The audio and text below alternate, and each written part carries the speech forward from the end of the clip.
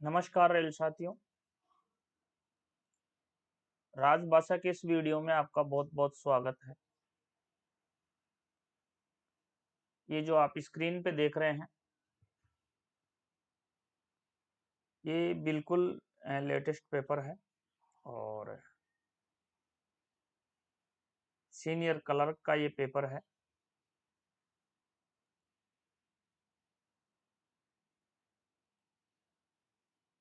ये अभी हाल ही में 26 मई 2023 का पेपर है। बिल्कुल लेटेस्ट पेपर है। साउथ वेस्टर्न रेलवे, आप देख सकते हैं दक्षिणी पश्चिमी रेलवे। इस वीडियो में हम 10 राजभाषा के महत्वपूर्ण प्रश्न देखेंगे और उन पर डिस्कशन करेंगे। लेटेस्ट क्वेश्चन पेपर है तो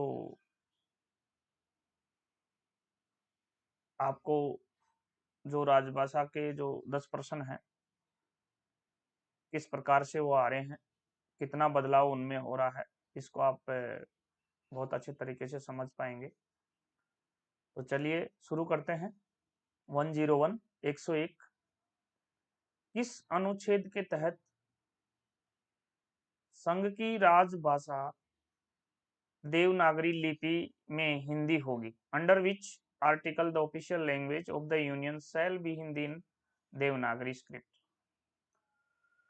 तो जो आर्टिकल आपका 343 है,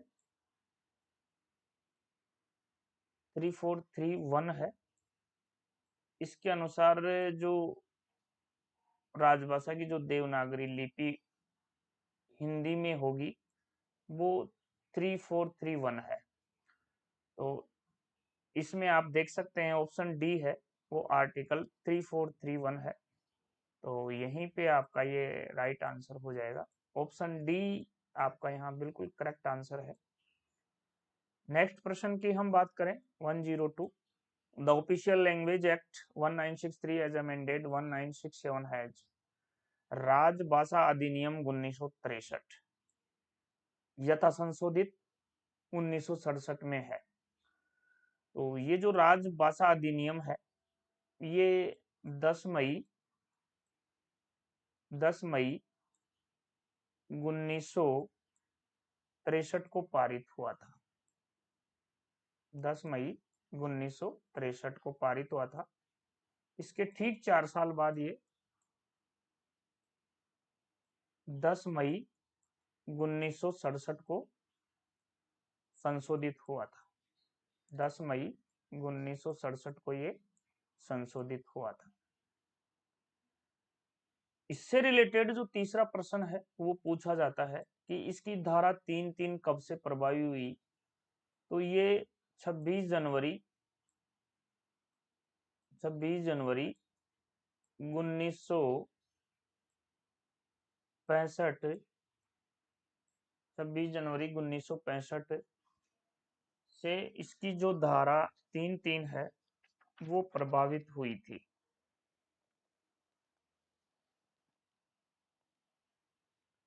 धारा 3(3) प्रभावित हुई थी।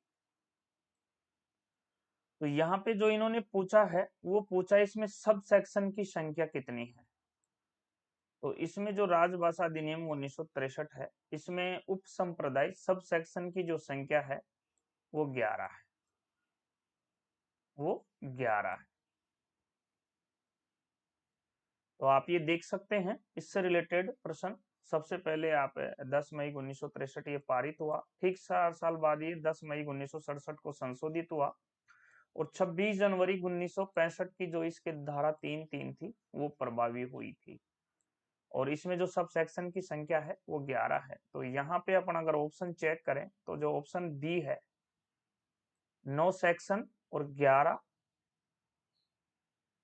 सब सेक्शन, 9 सेक्शन और 11 सब सेक्शन इसमें है। तो अपन ये आंसर बी यहाँ आपका बिल्कुल करेक्ट हो जाता है।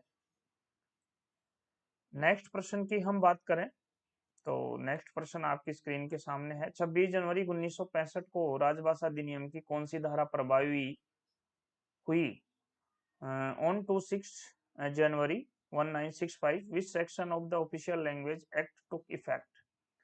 तो अभी हमने बताया 26 जनवरी 1965 को इसकी जो धारा 3(3) है वो प्रभावी हुई थी। धारा 3(3) आप ये देख सकते हैं, अभी इसका अपन ने उल्लेख किया, आपको बताया। तो ये जो धारा 3(3) है ये 26 जनवरी 1965 को प्रभावी हुई थी। यहाँ जो आपका आंसर होगा ऑप्शन ए आपका यहाँ बिल्कुल करेक्ट हो जाएगा। नेक्स्ट प्रश्न है OLIC। OLIC, ओ से आपका हो जाएगा ऑफिशियल, एल से हो जाएगा लैंग्वेज, और आई से हो जाएगा इम्प्लीमेशन, और सी से कमेटी। राजभाषा कार्यान्वयन समिति OLIC की बैठक कितने महीनों में एक बार होती है? तो ये 3 मंथ में एक बार होती है। 3 मंथ में एक बार होती है, और एक ईयर में 4 बार होती है। एक ईयर में 4 बार होती है। 3 मंथ में एक बार और एक साल में 4 बार होती है। तो आपका जो ऑप्शन डी है यहाँ पे 3 मंथ में एक बार। यहाँ महीनों में पूछा है कितने महीने में एक बार होती है, तो ये 3 महीने में एक बार होती है। तो ऑप्शन डी आपका यहाँ बिल्कुल करेक्ट हो जाएगा। उसके बाद हम बात करते हैं कौन सा पाठ्यक्रम उन सभी अधिकारियों के लिए है जिन्हें हिंदी में कार्य साधक ज्ञान है? Which course is for all those official who possess the working knowledge in Hindi? इसमें जो आपके पाठ्यक्रम है प्रबोध है,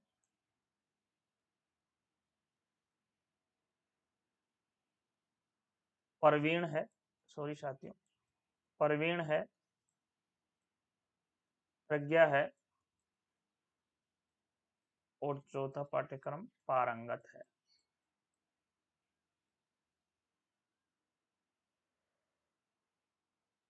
प्रज्ञा और पारंगत को एक ही माना गया है, लेकिन यहाँ प्रश्न यह है कि कौन सा पाठ्यक्रम उन सभी अधिकारियों के लिए जिन्हें हिंदी में कार्य साधक ज्ञान है? तो यहाँ पे जो उन सभी अधिकारियों के लिए जो पाठ्यक्रम है जिन्हें हिंदी में कार्य साधक ज्ञान है उनके लिए पारंगत है। आप देख सकते हैं प्रज्ञा, प्रबोध, पारंगत, प्रवीण। तो यहाँ पे अपन पारंगत ले लेंगे क्योंकि यहाँ पारंगत दिया हुआ है, तो हम यहाँ पारंगत ले लेंगे। सी ऑप्शन आपका यहाँ करेक्ट हो जाएगा। उसके बाद हम बात करें 106 की।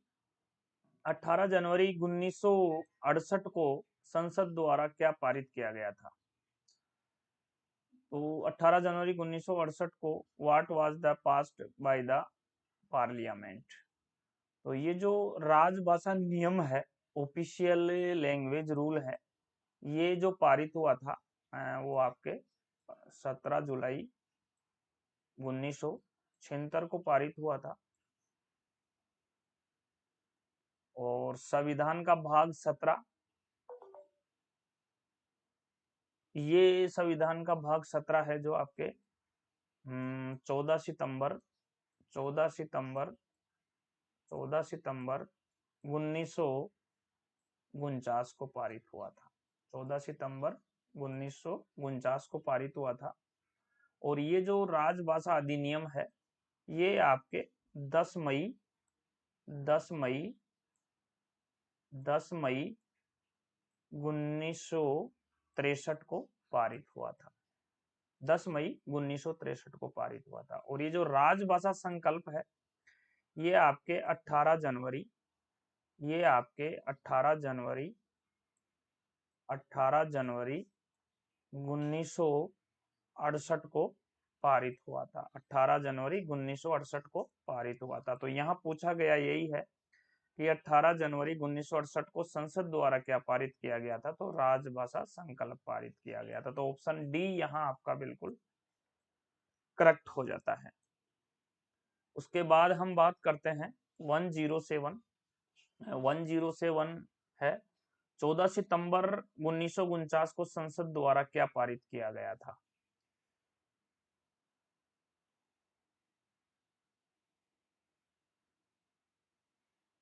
14 सितंबर 1949 को संसद द्वारा क्या पारित किया गया था? तो हम जो प्रश्न है, ऑप्शन है वो देख सकते हैं।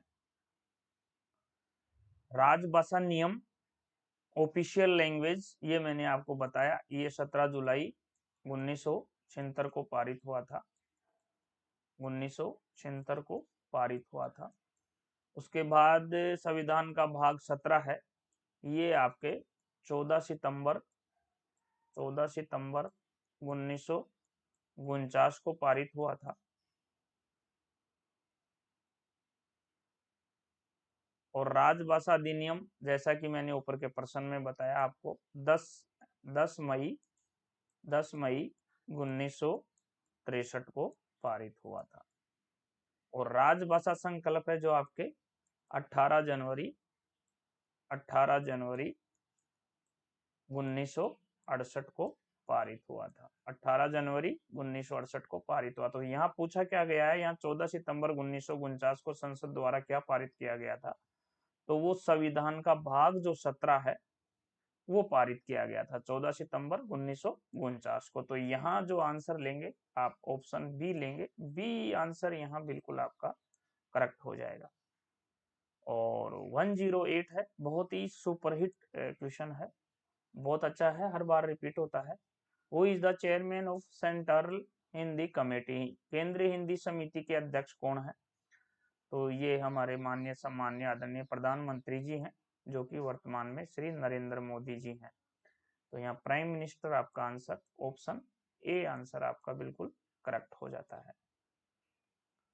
प्रश्न नंबर 109 की बात करें हम, 109 है, संसदीय राजभाषा समिति में कितने सदस्य होते हैं?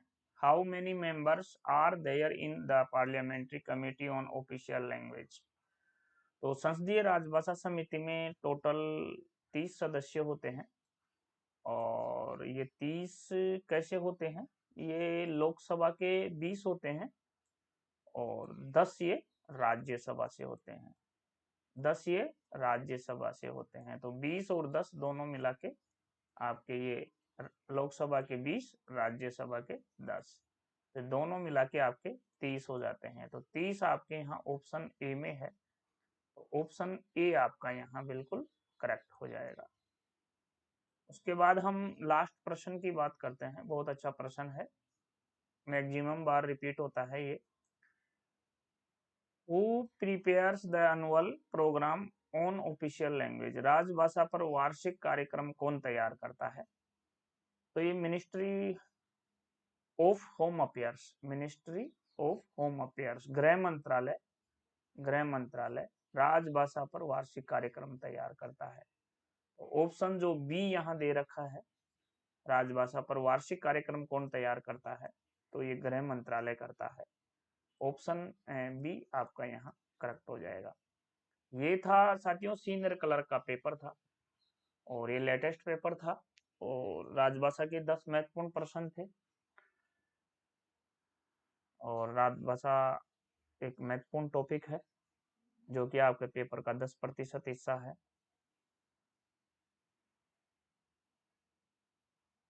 तो राजभाषा में आप 10 में से 10 स्कोर कर सकते हैं बड़ी आसानी से। बहुत इजी टॉपिक है, छोटा सा टॉपिक है।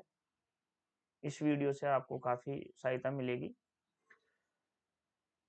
एक जरूरी सूचना, जो महत्वपूर्ण बात, APO welfare inspector, senior clerk, junior clerk, OS,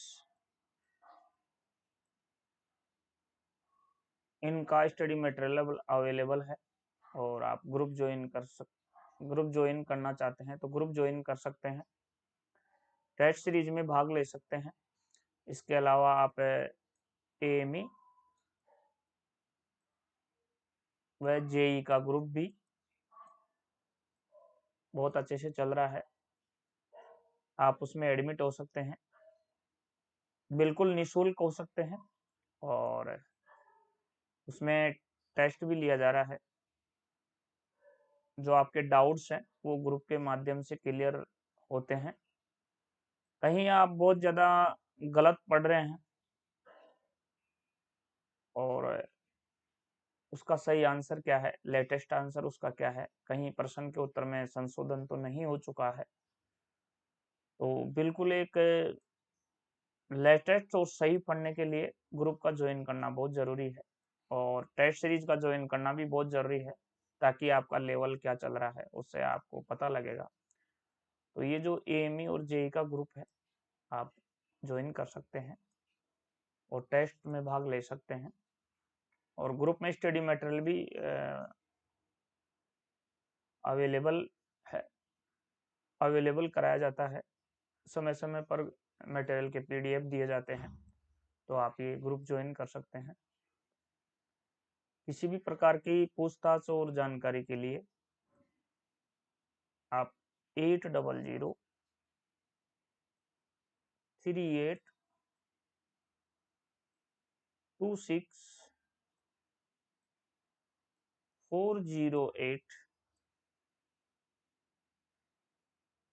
पर संपर्क कर सकते हैं,